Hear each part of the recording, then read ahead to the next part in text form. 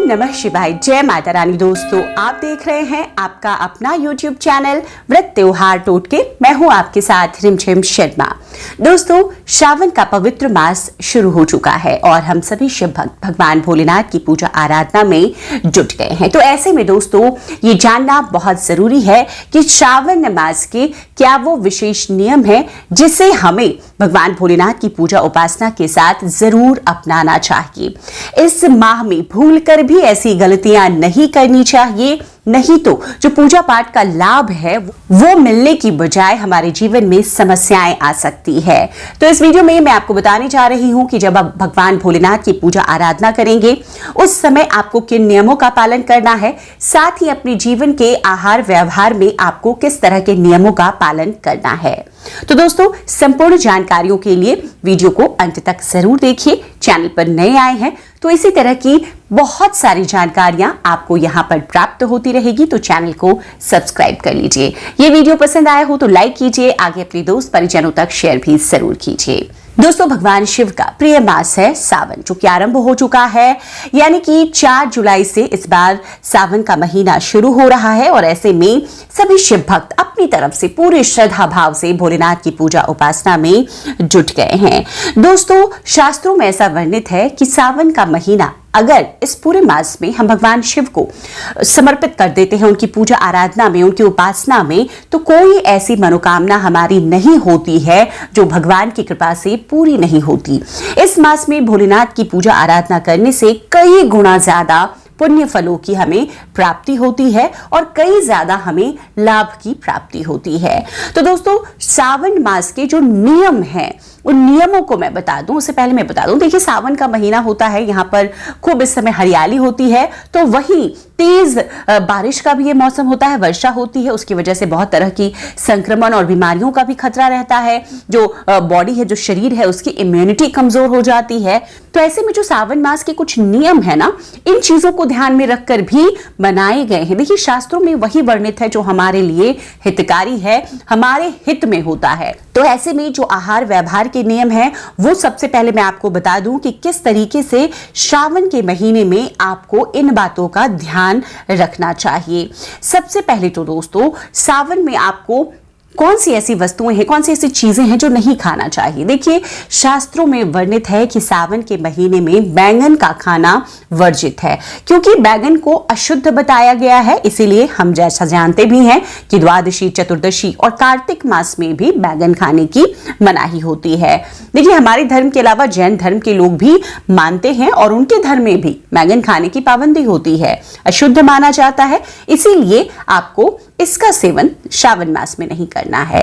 दूध, देखिए सावन में जो व्रतधारी होते हैं उनको दूध का सेवन भी नहीं करना चाहिए, क्योंकि सावन में मौसम परिवर्तन होता है, जिससे कि कई प्रकार के जो छोटे कीड़े मकोड़े हैं वो पनपते हैं और कभी कभी जो गायें हैं उनको भी अपनी चारा के साथ खा जाती है और ऐसे में जो दूध है वो भी हानिकारक हो जाता है शरीर के लिए। और धार्मिक मान्यता भी यह है कि भगवान शिव को हम इस मास में दूध अर्पित करते हैं, तो दूध का सेवन वर्जित होता है। देखिए, अब तीसरा जो खान पान में आपको रखना है नियम, वो है कि इस मास में आपको तामसिक भोजन, मांस मदिरा से दूर रहना है। देखिए, हमारे धर्म में सावन के महीने को विशेष बहुत बताया गया है, इसीलिए तामसिक भोजन मतलब लहसुन, प्याज, जो मांस मदिरा का सेवन करते हैं, बिल्कुल भी नहीं करना चाहिए। इससे आपका मन अशुद्ध होता है और अशुद्ध मन से भगवान की पूजा आप कैसे कर सकते हैं। तो इस तरह से आपको इस मास में इस बात का ध्यान देना है। जो चौथा नियम है वो हरी पत्तेदार सब्जियों को भी नहीं खाना चाहिए इस मास में। देखिए, इसका भी साइंटिफिक रीजन है, उसके खाने से इस समय जो वात की समस्या है, वात रोग, उसकी शिकायत बढ़ जाती है। साथ ही जो कीड़े मकोड़े होते हैं, बैक्टीरिया होते हैं, उन्हें खाने से पेट संबंधी तमाम तरह की जो परेशानियां हैं, बीमारियां हैं, हो जाती हैं। तो ऐसे में आपको इन नियमों का, जो खाने संबंधी ये नियम है, इनका आपको पालन श्रावण मास में जरूर करना चाहिए। चाहिए। दोस्तों, अब श्रावण मास में मन की शुद्धता के लिए जो पूजा आराधना कर रहे हैं हम, उसके लिए क्या विशेष नियम हमें अपनाने चाहिए। देखिए, जो पूजा के नियम है उसमें सबसे पहले जलाभिषेक की बात कर लेते हैं। भगवान शिव का जलाभिषेक हम बहुत तरीके के द्रव्यों से करते हैं, दूध से, दही से, घी, शक्कर, गन्ने का रस, अनार का रस, हम तिल से करते हैं, चावल से करते हैं। बहुत ऐसी चीजें हैं जिनसे हम उनका अभिषेक करते हैं, इत्र से करते हैं कि वो हम पर प्रसन्न हो और हमारी मनवांछित इच्छा को पूर्ण करें। लेकिन सावन के महीने में कभी भी अभिषेक करते समय हल्दी का या पूजा करते समय प्रयोग आपको नहीं करना चाहिए। ये ऐसा नियम है जो आपको एकदम मानना है। भगवान शिव को हल्दी अर्पित नहीं की जाती है, तो गलती से आप ऐसा ना करें। दूसरा नियम, मन में देखिए किसी भी तरह के गलत विचार आपको श्रावण मास में भगवान भोलेनाथ की आराधना में है आप, तो आपको नहीं लाने हैं।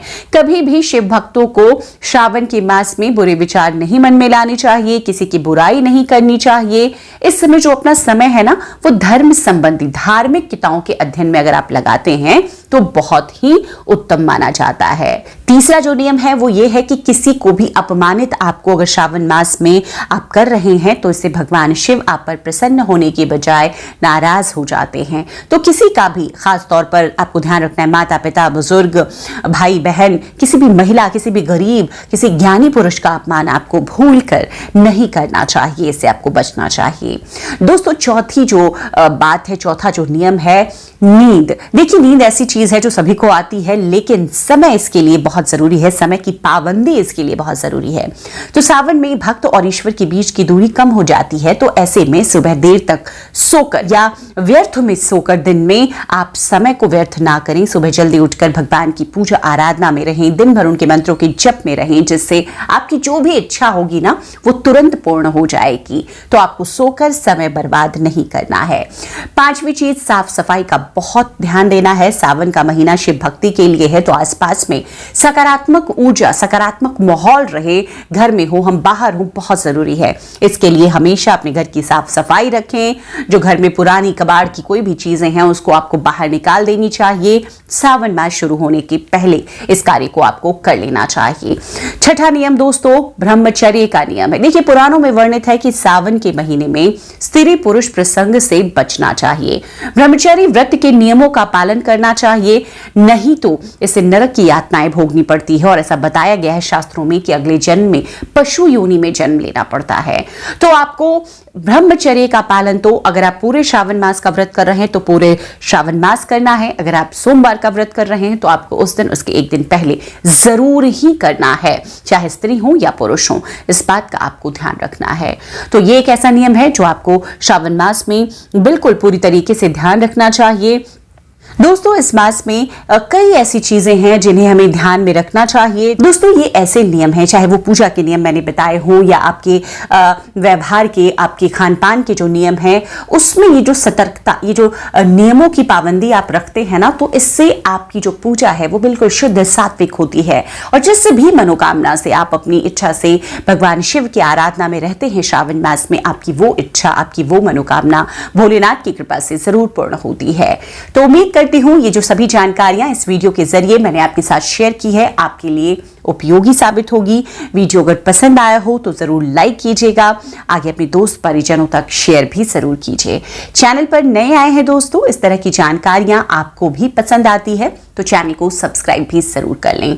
नोटिफिकेशन के लिए बेल बटन प्रेस करके रखें ताकि जब भी मैं कोई वीडियो शेयर करूं वो सबसे पहले आपको प्राप्त हो सके।